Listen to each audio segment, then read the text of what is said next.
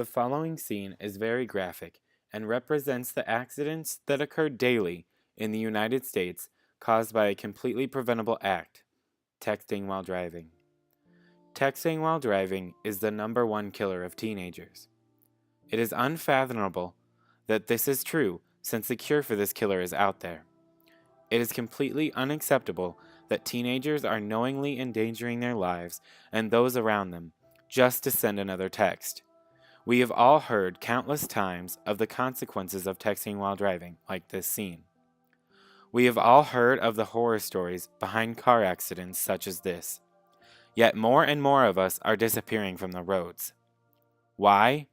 Because even though the fear has been drilled into us since we began driving, we don't imagine this happening to us.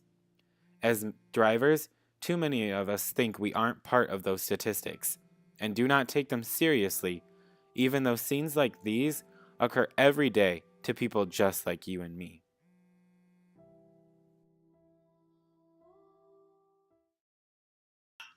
The current argument against texting while driving is very strong in pathos and logos, and is portrayed using effective ethos. The problem with this is too many drivers do not consider themselves part of statistics. Many are clouded by confirmation bias, that when they text and drive, it is safe. We have grown up with parents that did this too.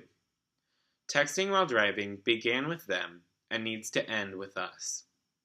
The continuation of texting while driving comes from being raised where parents have the motto, "Do as I say and not as I do." This is where the change needs to start. By educating the parents, this epidemic could be brought to an end. Most people would say that to fix the texting while driving problem, we need to educate young drivers more about the dangers associated with this action. Yet this is already happening. For example, there are many programs run by governments that are trying to fix the problem in teenagers. Yet texting while driving continues. The real solution lies in the parents.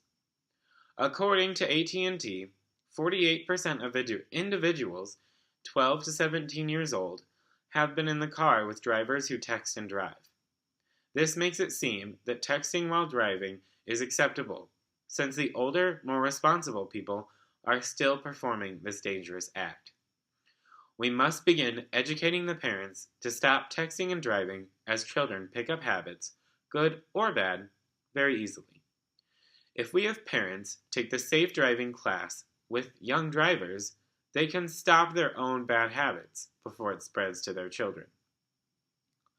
Making parents be in control of this situation will work, as evidenced by the seatbelt revolution. I grew up with parents that forced me to put the seatbelt on before we could leave, and now it is second nature whenever I get into a vehicle to buckle up. This can happen with texting while driving if we act now. We must end the parental double standard and stop putting all the blame on the teenagers.